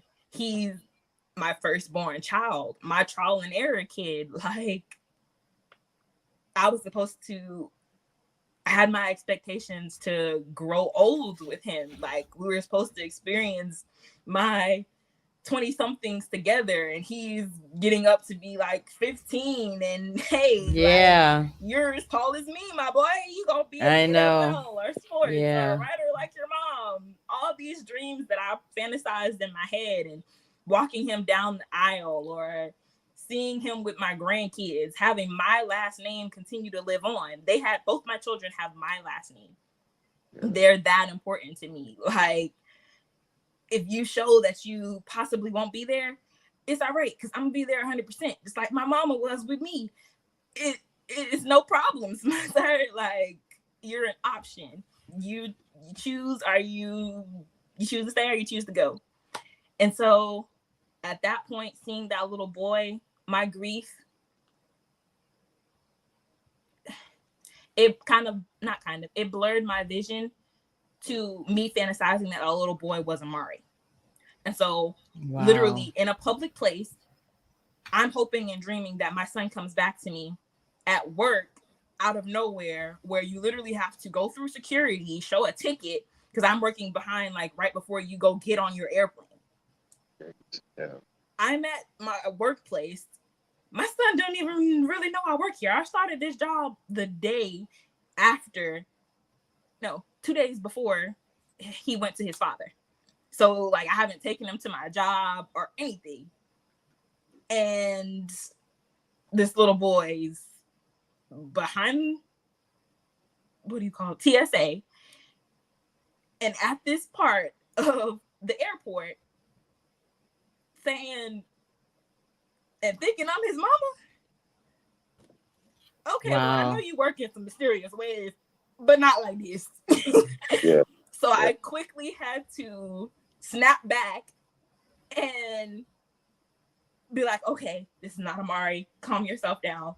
And, like, look back down at him, because I literally started crying, and I immediately went down to him and I just hugged him. And then I had to let him go when I realized, hey, this isn't your child. Your child is gone. He's no longer on this earth anymore. And he thinks you his mama. Oh, okay. Officer, please help. So then literally working with the officer, they got on the intercom and they took the little boy off, and then I waited with them to make sure that his mom came, and she was frantic and everything, and it was just like, okay. And so I walked away as soon as I saw her coming, because, like, the little boy literally lit up when he actually saw his mom. And so that was kind of like the breaking moment for me. Like, you get your child back. I don't ever get that again. I don't hear the little person who I taught how to walk, who I taught words to, who I was preparing this whole life for and with, I don't get those moments anymore. And so literally I booked it to the bathroom. And it was, I had no words. I can only imagine. I can only imagine, scream, Nikisa. crying uncontrollably. Like, yeah, they weren't able to console me. Literally, some of my coworkers told me later on that I scared them due to my reaction. And literally, they were like, because I basically scared them so much that they were about to call. Basically, I guess they thought I was going to harm myself or someone else at that point. Right, and they that's were getting understandable. ready to send me to an asylum. Yeah. But due to, I guess, the grace of God or something, they actually just called my mom instead. And like when they told me they called my mom, they gave me the phone afterwards, and I was like, yeah, I can't do this anymore. Please just come get me. And so they let her through TSA and everything to come walk me out and take me back to the car. And literally, I lost my employment. Because of that? Oh, wow. Yep. See, this is where it gets sticky, Tommy. When you have victims, it's almost like they become a victim twice from the system. It's like it's one thing to fight the situation, but now they're fighting the system. Why is that, Tommy? I mean, honestly, I think a lot of people just don't understand. They don't get it. You know, the system is like society. They don't understand it until it happens to them. You know, with this whole situation of, you know, people hate COVID and mad that it's around, but it actually made people sit their asses down somewhere and realize that there's stuff going on in the world that didn't nobody want to recognize. You know, BLM movement, you know, human trafficking, rape, all this domestic violence. Now everybody want to talk about it. Historically Black colleges and universities. You know, this is stuff that, you know, has been out there, but nobody wanted to, you know, shine the limelight on it or even acknowledge it.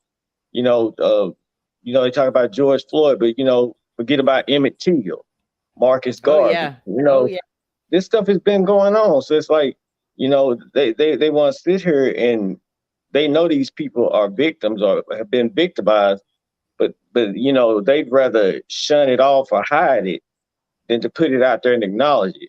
You know, we got to make this look a certain way. You know, it's always about the look to the world, you know, instead of doing what's truly right.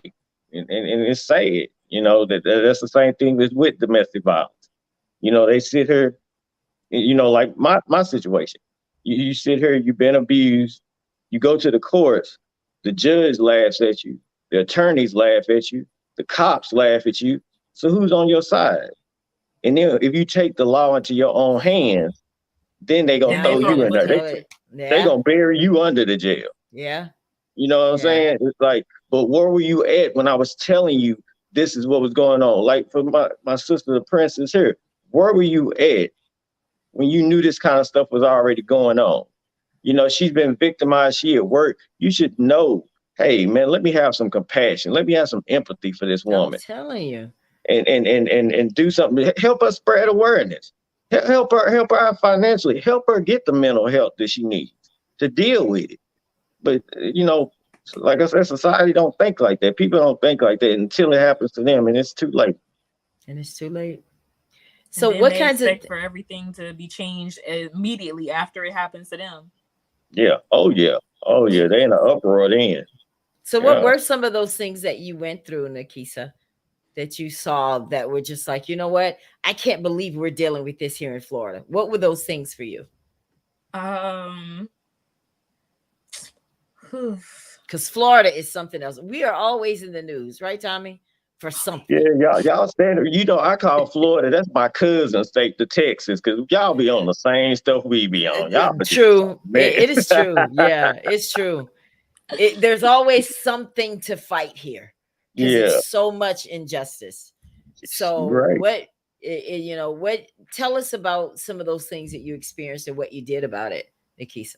The instability with my job security, and how even when I was going through before the situation with the little boy, they were constantly, the managers, I don't know if the people over them knew it, but with my managers, they were texting me every day basically saying like, hey, are you coming back to work? Like, sir, ma'am, I buried my son yesterday. What do you mean? I have a little bit more time to myself. Can you leave me alone? Exactly. They were texting you? Really? Ooh. Yeah. Wow. Saying, when do you expect that you'll be able to return back to work? Yeah, that's their favorite. Yeah. Wow, Tommy. Mm-hmm. Okay, so what category can we put that in? It's not discrimination. It's harassment somewhat, but there's nothing on the books that gives us time away from. Is there anything on the books that gives us time away whenever we're bereavement? Would that qualifies you for at least 3 days, right? Yeah, but this is the reason why I was again in Tallahassee, because currently there's once you've exhausted all of your other leave, there's nothing for if you are a family of a homicide victim. If your job chooses to let you go because you're consistently missing work, because you're talking to investigators or planning a funeral, that's completely up to them. There's no security for that person. And especially if you have multiple homicides within one calendar year or at a time frame, if you haven't re-upped on more leave time, you're just SOL. And so you either have to, at that point, choose to quit to where you can't actually collect unemployment, and which was another injustice with the job, because they wrote down that I quit. Oh, yeah. But I wasn't able to collect unemployment. Mm-hmm. Are you serious? Yes. Oh wow. Oh wow. Yeah. That's a totally different thing there then. You're talking about you can't get unemployment. Yeah, it sucked. Employment at will. That's Florida for you, but most states are employment at will anyway. But then it goes to that compassion thing you were talking about, Tommy. The companies, they don't care. They really don't. So how are you doing today as we sit here with you, Nikisa? I see you're smiling, you're happy, but how are you doing in dealing with the death of your son? It's an everyday journey and battle. Some days are better than others, but I give it to God. I have an amazing partner. I talk to them. They help me through. And my daughter. Is that Daniel? Is that Daniel, your partner? Yes. Because he's been here. Hi, Daniel. Yeah. He's been like, that's my baby. I love Yeah. her. Yeah. Oh my gosh. I love it. Daniel, the last Uchiha? Uchiha. What does that mean? Should I ask what that means? Is that something that's anime? Oh, he's into the anime. Oh, goodness. Okay. And he's a pro fighter, so he's a pro that's fighter. That's his name. Okay. Wow. Okay. Well, I heard that. Like what? Boxer or wrestler? It's like an MMA fighting, I believe. Oh yeah, MMA fighting. Oh, okay. His last fight was last month, and he literally kicked a dude in like 20 seconds flat, and they were KO. I mean, but I love the fact that you found love. I know nothing will replace Amari. Nothing will replace him. Even but with Amari's loss in the aftermath, my first marriage, which is to Ella's father, that was tumultuous and very crazy. But I actually am the mom to 6 children. And I know I don't look like it, but I've been pregnant 6 times and I've given birth 3 times, which is so Amari. Like, are you serious? Are you Amari, Ella, and Abdul, which is my neck tattoo. It's AEA, which is also the acronym for my nonprofit. Amari's Earthly Angels. And my youngest son, Abdul, was a stillborn, sadly. And then Ella is my only living child. Well, of course, I have my daughter with Daniel, but yeah. My 2 baby girls. They are my everything. Oh, wow. I mean, Tommy, say something. I just, my heart is full hearing your story, seeing you. It's almost like it's almost like I expect you to just like hardly be able to talk about this, but you have delivered your story in a way that it gives anyone that's watching this broadcast hope. Anyone who's lost a child. Miss Carolyn was watching earlier, and she was saying, Miss Carolyn was saying that her heart goes out to you. Well, she is just like you. She lost her son. She was being abused by her husband, and he killed their son. He was 18 years old and shot him in cold blood. He shot both sons, and her son, the oldest one, died. The other one is just still injured. So she relates to your story because Please reach out to me. I am trying to make a filicide community, as well as here in Florida. Okay. I actually have created a holiday 3 years in a row, which is Filicide Awareness Week. Since April is National Child Abuse and Awareness and Prevention Month. I spearheaded, well, my organization spearheaded this journey, and I want it to be global because filicide happens everywhere. Fun fact, which is kind of fun and grim at the same time. Marvin Gaye was actually a paternal filicide victim. His father shot him dead as well. Yeah. And it's like it can happen to anyone. It's alluded to in the Bible when Abraham was supposed to kill his son. It's in Greek literature. It's in songs.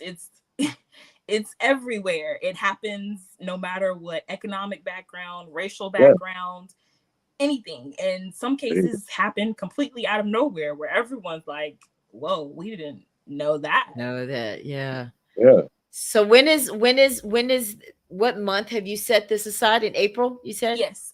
This year it's recognized April 10th through the 16th. Well, I would like to invite you back to the Ella Johnson Show. And this time, I want you to bring more of the people from your network.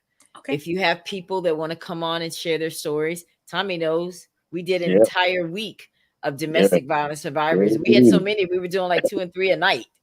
So, So if you have people that want to share their stories, by all means, bring them back that week on the Ella Johnson Show. And depending on how many, we'll determine how many days we do. I would love to do that. And maybe we can raise some money for Amari's Earthly Angels. But I definitely want you to make sure that you send me your Cash App for Ella, her $25 from the Ella Johnson Show, and then your address for her book. Yes. And for those of you that are watching bedtime stories, I know. If you have not gotten my book, guys, you have to get it. Love You More, because my book is dedicated to my sister. My sister passed away in 2020, and she is the actual angel on the book, and the little boy is her grandson. So this was my way of encouraging him by using his grandmother in a story. And so grief goes a long way. I mean, we all have our different ways that we grieve, and that's why I love to do these shows, because it gives us an opportunity to talk about it, share what we're feeling, get it out, and nothing will ever take away the hurt that you have. But I want to let you know, this show was dedicated to Amari Barnhill, guys. He is a 2-year-old that was killed by his dad, and he's in prison now for it. Gonna do 25 years and then 10 years probation. And Nikisa was part of that bringing justice for her son. So congrats to you on that. It's almost like it's like a never win with this kind of, because it's like Amari's not here, and it's like it's so sad, especially when we don't know what led to this, because what we have to do in the Black community, especially because we don't like to talk about mental health, we like to push it under the rug, Tommy. And what is it going to take for us to say, you know what, let's have a conversation? Because, we grew up in old school where it's like, you'll be all right. Get on over there and pray and just, you'll be all right. Let the Lord work it out. But sometimes, and then don't let a Black boy or a Black male cry. Oh my God. Oh yeah. Yes. Don't do it. So, I mean, we have to change a lot of those mindsets, because we're losing this mental health battle. We are. And what kinds of stuff do you see? I mean, because you have a huge network, Tommy. What other kinds of victims are you? I mean, you have Nikisa here, who's a filicide victim. Yeah. I mean, what other kinds of abuses are there that a lot of people just probably may or may not know about? A big one that I dealt with as well, and I had a friend who committed suicide from it. Is parental alienation awareness. It can happen to men and women as well as grandparents, where a parent will alienate the child from the other parent or the grandparent or whoever. It's it's a sort of a mental abuse. It's a oh man, I can't even explain it. Like I said, you feel like your child is dead, but they're alive, because you don't know them, you don't know anything about them, and the other parent has pushed them to hate you or to know nothing about you or to rob you of that life, and my friend up in Puyallup, Washington, he was a massage therapist, Glenn Jameson. I always speak about Glenn. I message on his Facebook on his birthday, on Father's Day, and the day he took his own life in August. And I let his family know and his friends know that, he's not going to be forgotten about, especially by me. I want to put his name out there. He wanted to see his girls. He loved his girls. He was trying to be a great father. And the last time I saw him, we hugged and, we exchanged words about, being a good dad and seeing our girls. And it's like, then 3 months later, he's dead. Is that why he killed himself? Because he couldn't handle not being able to, oh my God. And it happens a lot. I'm in a few groups on Facebook, and the men and women, they suffering. They so angry. They so resentful. They so depressed. They ask, when's the last time you seen your child? Have you ever talked to your child? Have you ever seen a picture of your child? And it's just sad. Who would want to do something like, no matter what? I mean, for instance, like, with what's going on with Nikisa, it's like, yeah, you don't want your kids to be around anyone who would potentially hurt them or harm them, but if the parent hasn't done anything wrong, you just doing it out of spite, out of vengeance, out of hate, resentment, because y'all didn't work out, or you want the child support or whatever it is, that's petty. That's an ugly thing. That's a hateful, hurtful thing to do to somebody. And for a man or a woman to take their own life, repeatedly, because it goes on every day too. Nobody wants to talk about it, but Parental Alienation Day is in April as well.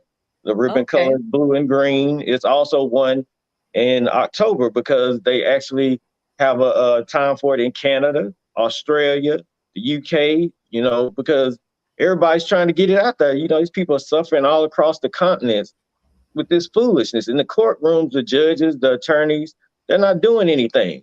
They just collecting money, turning a blind eye, beating that mother down, beating that father down, and like you said, they go through the abuse, maybe domestic violence or sexual assault or whatever it is they dealing with for that other person. And then you go in the courtroom and they beat you down too. Yeah.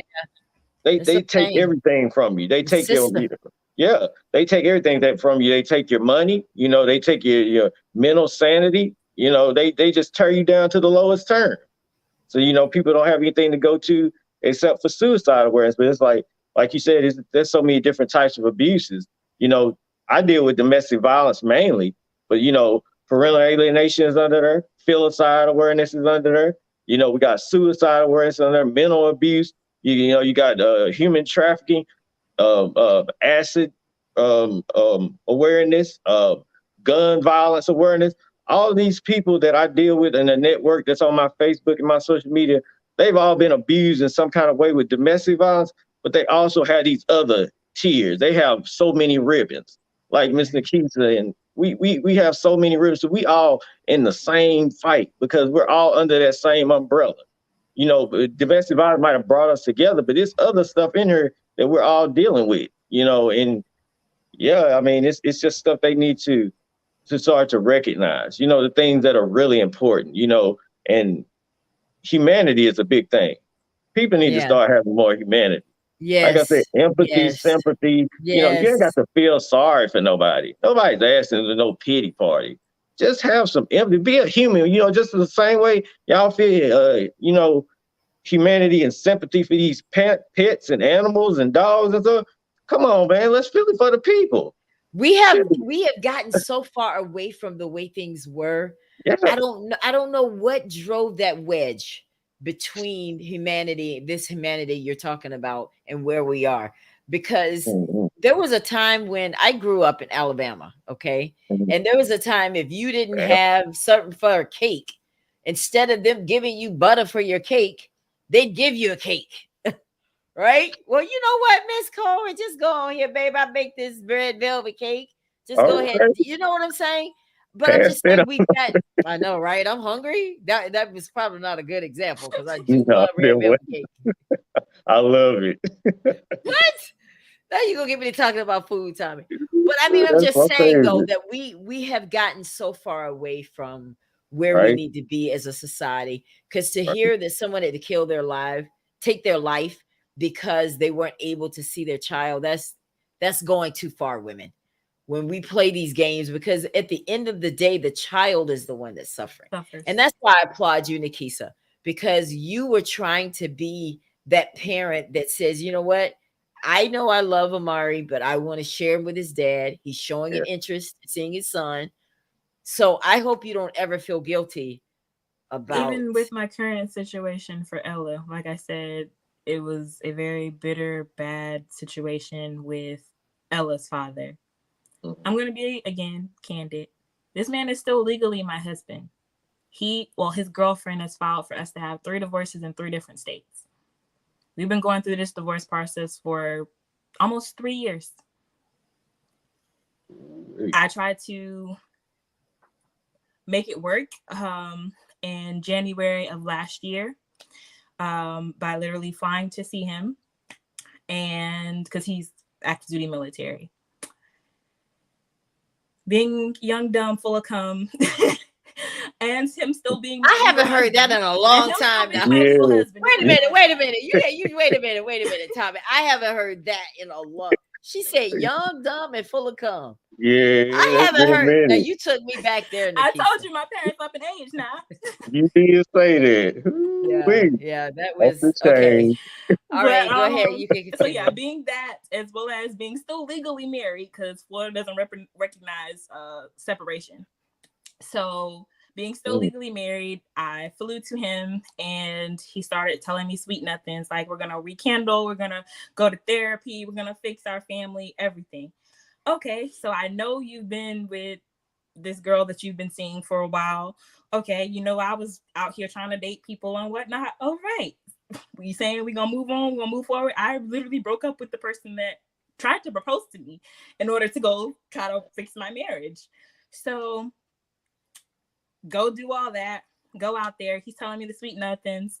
So with him still being my husband, call my family. Oh, girl, go ahead. He's your husband. He gonna take care of you. If anything happens, just you do what you gotta do. If he's saying he wanna work it out, go ahead, believe him. Do that. Wind up pregnant. Coming back home. At this point, the last time that Ella's father had seen her before this was, at that point, about 2.5 years. He wasn't calling like that. He wasn't trying to be an active father. So I'm just like, okay, I kind of have the understanding in my head that for him, he only really wants to be involved when it comes to me. And he's been like that since I got pregnant with her. So I knew this basically going in. So I'm just like, all right, we just did that. And the day I came back, about a little less than 24 hours later, I partook in being a part of my uncle's wedding. So me and Ella are in all white. On the other side of the world, my legal husband, Ella's father, is proposing to the woman that he's been dating this entire time. Will you marry me in lights, a rooftop villa? So you planned this while I was out there and facilitating this to make this happen for this woman. And you literally was just having sex with me for almost 5 days, basically a week that I was out there. Oh, okay. So then a couple weeks passed by, no red dot. So take a pregnancy test, send it to him. Then she's starting to blow up my phone. Oh, what you sending him that for? What's going on? Did you have sex with him? Yes, I had sex with my husband. What do you mean? Oh, because then she literally called me from his phone on speaker, and he's even denying that we had sex. He don't know how I got pregnant. It's not his. He want a DNA test. And it's like, okay, if you admit to say you want a DNA test, that's what I know right there that something happened. But okay, we're going to let you continue to go with your lie. So then fast forward a few months later, I actually ended up losing the baby, which is my 6th and final child, most of which all 5 of the children have been with my soon-to-be ex-husband. So literally lose the baby, another sad heartbreak for me because I desperately want to be a mother again. Hence having all these angel children. So come to find out, fast forward a little bit later, the same month that I miscarried, they choose to go ahead and get pregnant. After this whole time, she's never been pregnant. He even paid for her to have a sleeve surgery so she can lose weight. So you just throwing that money down the drain, and you threw money down the drain for a ring, the proposal, all this other stuff. And you're military, so that's money that was supposed to be coming to me. Another injustice that I'm experiencing in my life because he's still holding on to me legally for the benefits from the military. And so that he can literally, I hope, divorce me, then go ahead and marry her or move on and do what he needs to do. But he's literally dragging out our divorce. Even to this day, he's not communicating. His team of 8 lawyers aren't communicating. And we're just trying to set a trial date so that I can be divorced and move on with my life at this point. Well, I really do hope that all wraps up for you. Because please send you have energy, prayers. Yes, we're sending it. Yeah. But we don't want that because still send pictures, give him information about Ella doctor's appointments. He reads it and doesn't respond, but I put the effort out there. So if and when he wants to step up and meet me halfway to actually being a father, then cool. And I have even in our court agreement that he has to first relearn her based off of what I went through with Amari, that he has to relearn her where he's in the same state with me. He's not taking her away or going back to where he's located because of the military. He has to get a hotel room, spend days with her, which are supervised. And then once he fulfills that, then he can have his own personal relationship where he flies her out or takes her away for a weekend or whatever the case may be. But until then, the wonderful man that's in my life now, I was just going to say that. I was going to give you a shout out to you, Daniel, because if he doesn't get some act right, she's taken care of. We got it. It's all good, baby. It's all good. But anyway, so Tommy, I want you to give us some last words. I truly enjoyed you, Nikisa, because you are such a beautiful person inside and out. Tommy, you were 100 about her. Tommy was just like, about you and she's this, and I was like, okay, well, I can't wait to meet her. And he was absolutely correct. Tommy, do you want to add something before we get out of here tonight? Yeah, thank you as usual, Miss Ella. Always good seeing you, darling. And of course, always. Yeah, Princess. I'll see you in April. I will see you in April for sure. Hey, you know I'm ready. I'm getting my outfit together. I'm gonna get my sea walk on for y'all. You already know how I'm gonna do it. Yeah, I'm gonna show y'all how we do it in the trip with me. My sister is coming. Tell her to put her dancing shoes on. I sure will. She's probably watching the show right now, but yeah, we're coming. I need to book my flight. As a matter of fact, that's what I'm gonna be doing probably when I get off the phone. Book my flight and hotel and all that kind of stuff. I'm looking forward to it because I can't wait to meet you guys and Jean and Shannon and everybody. But it has been a pleasure meeting you, Nikisa. I wish you the best. Go to that message where you and I were going, and I need you to send me your Cash App. That's the first thing so that I can send Ella It's been great. You should have seen her, Tommy. She was like, Yeah. "Welcome to the Ella Johnson Show." Like, Yeah. I love it. I love her. Oh, I just love her. I just want to give her the biggest hug. But yeah, I want to do that, and then obviously send her book as well. So please make sure you send that to me. Anytime once you've been on the Ella Johnson Show, you're welcome to come back whenever. I am extending to you guys to let's put something together for domestic violence awareness, which would include Filicide and all these other different networks that you have, Tommy. So you're more than welcome to bring that to the Ella Johnson Show in April. But if nothing else, I want to make sure that everyone gets an opportunity to purchase Nakisa's books. This is the link here. So if you're watching in the comments, just click on that and go and support her and get her books, guys. And this is this is a picture of her books. I want to make sure we bring this up because I just absolutely love it. This is it right here. These are her 2 books, Heaven Didn't Wait. And yeah, those are the 2 books there. Let me make a bigger picture here so you guys can really, really see it. There it is there. Heaven Didn't Wait. It looks like it's a must read. Her story is something else. I love the cover, Nakisa. That is so peaceful. It has a lot of different feelings, right? Like I look at this and I'm just like, okay, let me get a glass of wine first. And now let me look at it again. Let me see what I'm feeling when I see that, because it just does something to me. I mean, I look at that. I just think it was so well put together. Thank you. Well put together. Yeah. Very good job, guys. Go out and support her. Anytime that we have someone that comes on here and tells their story, it's always a good thing to support them. Go out and purchase their book and just encourage them, give, encouraging words. But you also, while you're over there in Amazon, you might as well look up Love You More also and get the Ella Johnson book as well. Tommy, anything you want us to buy from you while we're over there? No, I don't need you guys to buy nothing for me. Just show me love, send me hugs. That's all I need. Yeah. Always, guys. Well, listen, we're gonna definitely get out of here. I'll be back tomorrow night. Listen, tomorrow night is about Black History. I'm bringing on executive producers of the Greenwood Project. It's a movie that they're going to be showing next week. And we want to support it here on the Ella Johnson Show. So I need you guys to tune in tomorrow night and meet these producers. We're gonna show a little trailer. And for those of you that don't know, this is the Tulsa Race Massacre. And we need to know our history. A lot of people don't know about this, but it's very important. It's a very, very important story in Black history. So I want you to tune in tomorrow night right here, 8:00 Eastern. Be on time. We don't have CPT on the Ella Johnson Show, do we? No, we start on time, right, baby? Yes. Unless you're in a different time zone. Unless you're in a different time zone. And you forget every time you come on the Ella Johnson Show. Hint, hint. Wait a minute. What that time?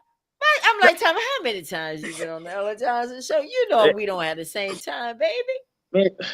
Ella, I was coming from the airport, right? It's snowing and icing over here in Dallas. Again. Now, that's another thing I want to ask you. How are you coping with snow? We don't do snow and sleet too well. What is that? Yeah, well, how are you?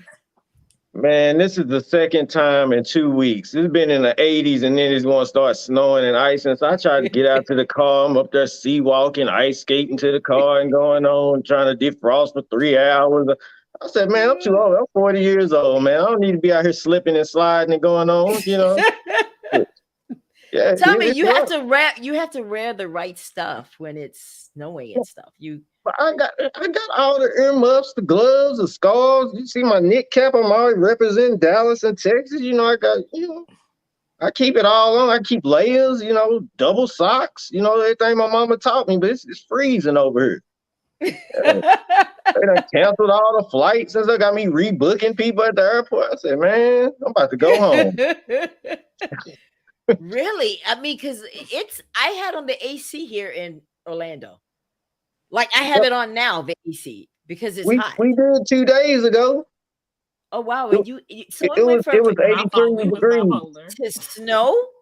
It was 83 degrees 2 days ago. Now it's snowing and icing again. That's kind of scary. I mean, Like How seriously, that's we've kind of messed up the world that bad. That's, we man, have that's like we it's don't just, even it's know just what season Texas. it is. It's just Like, Texas, what are we you know. playing? Russian roulette on the season? Well, you know what? Today we're gonna be summer. Tomorrow we might be fall, and the next day we might have a windstorm. We He might got have a the he got hurricane. no shuffle. I Right? say welcome to It's like we're Texas. playing Welcome to Texas, right? Yeah, Well, I hope well, it's nice when I come in April because you know I don't do cold too well and sleet and snow. I'm We don't have any of gonna that. try to, you know, When make I sure went it's in hot. July, it was It was nice.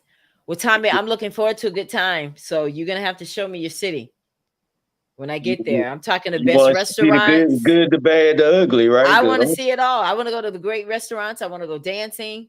I want to have fun. I'm just saying. I'm not trying to come there and be in the hotel.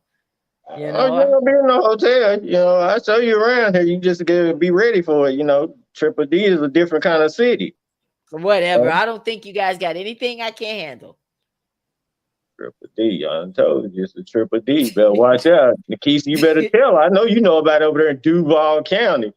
I know y'all done heard about us over there. We do not play over here. Tell me, call what it is the Triple D? What is that? What The is it? dirty D, Danger City.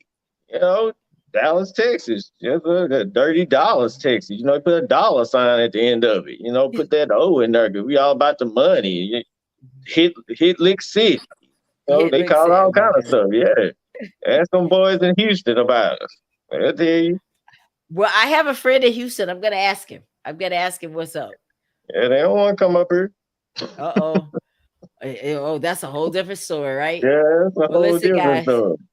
Well, we're gonna get out of here. It has been a pleasure meeting you, Nikisa. I wish you the best with everything it is that you have to do. Anything you need from me at the Ella Johnson Show, hit me up. We're friends. We're family now. Next time I'm in Jacksonville, I'll probably call you and let you know because I was there just 2 weekends ago, actually, because my daughter lives over there. So if I wish I had known, I would have definitely called you up and we would have gone out. But I was in and out. You know, I'm in and out. But anyway, guys, thank you all so much for tuning into the Ella Johnson Show. We'll see you tomorrow night right here, 8 p.m. Eastern. It's Black History Month here on the Ella Johnson Show. So we have an interesting show coming up for you tomorrow night. Forever. Yes, Wakanda forever. Adios.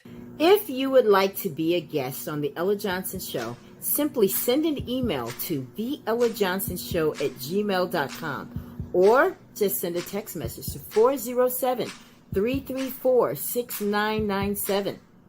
Thank you so much for tuning in to the Ella Johnson Show. We'll see you next time.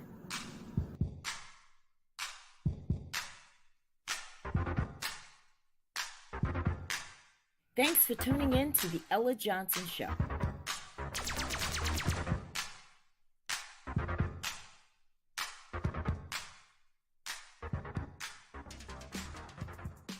Friends, don't you miss out. You will never regret. Tune in at 8 p.m. YouTube and Facebook Eastern Time. We catch you there.